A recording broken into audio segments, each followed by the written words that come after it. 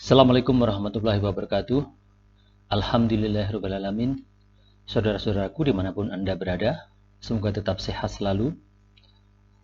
Oke, Bapak Alifa kali ini akan sharing tentang bagaimana dia belajar menulis ya. Nah, ketika dia mulai sekolah, ya, itu sudah kita ajari menulis di rumah ya, menulis di rumah, ibunya yang ngajarin ya. Jadi awalnya pegang pulpen ya, pegang pulpen ini susah ya, susah sekali buat dia ya. Jadi megang aja susah. Jadi apalagi disuruh mencoretkan di kertas itu agak susah ya. Artinya ini sebuah perjuangan dari ibunya ya. Jadi biasanya kalau belajar begini ya, pegang pulpen dulu, ada kita kasih kertas ya, kertas. Disuruh pegang. Ini mencoretkan di buku itu pun agak susah. Jadi sekalipun ibunya sudah memegangi tangannya seperti ini, itu susah sekali. Jadi kalau orang Jawa kaku ya, kaku banget ya. Dan dia cenderung marah dan histeris ya. Jadi sampai apa ya, dilempar dan sebagainya ya pulpennya.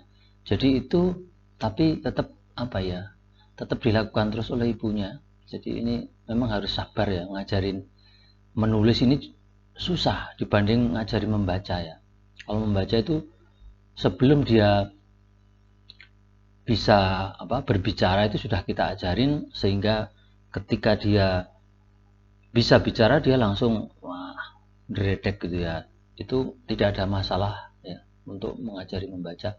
Yang bermasalah adalah mengajari menulis. Jadi sampai-sampai saya itu berpikir apakah ini nanti nggak bisa menulis gitu ya. Jadi sampai ibunya juga kadang-kadang ya agak pesimis gitu ya, kok nggak bisa-bisa gitu ya. Jadi tapi akhirnya ibunya tetap telaten ya, tetap telaten diajarin. Jadi cukup lama untuk belajar menulis ini ya. Nah selain itu kebetulan saya ada info juga terapi ya, terapi semacam kayak obat ya, saya nggak sebutkan namanya. Di sini ada terapi untuk berbicara ya. Walaupun sudah bisa bicara, tetap kami terapikan ya. Kemudian terapi untuk bagaimana dia bisa menulis gitu. Selain kita ajari secara langsung gitu ya. Nah di situ saya nggak sering ya, artinya untuk terapi itu karena memang jauh di Jawa Barat sana, sehingga kami tidak memutuskan untuk artinya tidak sering-sering ya, memang karena khawatirnya nanti kalau dikasih obat ini jadi ketergantungan lah, itu kekhawatiran kami seperti itu. Akhirnya tetap kami terapi secara langsung ya, melalui ibunya ya. Kenapa tidak mengundang guru? Nah sekali lagi kalau guru itu sebetulnya sudah kami undang, sudah kami coba, tapi dia merasa kurang nyaman ya. Jadi nyamannya itu kalau bersama ibunya, walaupun mungkin harus semacam gegeran ya antara putri saya dengan ibunya ya, demi bisa belajar. Jadi ya karena memang spontanitas, ada rasa marah, kemudian ya seperti itulah gitu. Jadi ini cukup lama belajar menulis. Nah akhirnya mulai ya, dia bisa mulai menulis ya, menulis huruf-huruf ya, angka, kemudian merangkai menjadi sebuah kata, sampai pada akhirnya dia bisa menulis dengan baik. Jadi dia menulis dengan baik itu sejak SD ya, tulisannya sudah bagus, kecil-kecil bagus ya, mirip tulisan ibunya ya. Saya juga heran, tulisannya kalau dibandingkan dengan anak-anak lainnya, dia tergolong tulisannya bagus ya, dan rapih ya. Jadi rapi, utamanya kalau menulis di papan ya, saya belikan papan biasanya, saya belikan papan agak kecil gitu sama spidol. Jadi dia senang nulis ya, senang nulis di situ.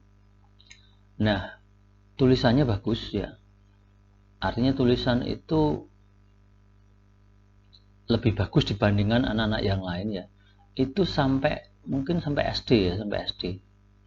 Tapi setelah SMP ini malah justru tulisannya besar-besar ya, sulit untuk dikembalikan ke kecil-kecil. Nggak tahu ini kenapa. Mungkin dia menirukan gaya tulisan teman-temannya juga, jadi sehingga tulisannya besar-besar dan tidak rapi, dan sampai sekarang pun tulisannya besar-besar, jadi tidak seperti tulisan yang dulu. Saya masih menyimpan fotonya sebetulnya, tulisan waktu kelas 3 SD itu bagaimana, coba nanti saya cari. Jadi bagus tulisannya. Artinya masalah menulis ini akhirnya tidak ada masalah ya, artinya bisa kami atasi, dia bisa membaca, menulis. Nah, ini apa namanya, dasar utama untuk dia bisa menerima dan belajar dan sebagainya itu ya. Baik itu mungkin bagaimana kami apa namanya mengajari menulis ya. Jadi memang membutuhkan kesabaran. Jadi Bapak Ibu tidak perlu khawatir. Jadi sebetulnya apa, kita harus bersabar ya, intinya sabar dalam mengajari dia.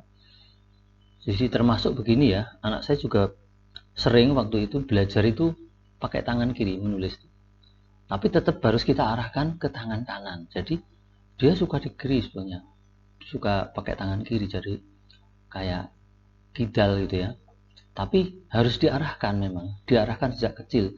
Kalau tidak diarahkan, orang tuanya membiarkan biar saja, itu akhirnya ya keterusan sampai nanti besar dan dewasa. Nah, ini tolong diperhatikan. Jadi ini pengalaman ya. Jadi tetap saja kita arahkan pakai tangan yang benar gitu ya.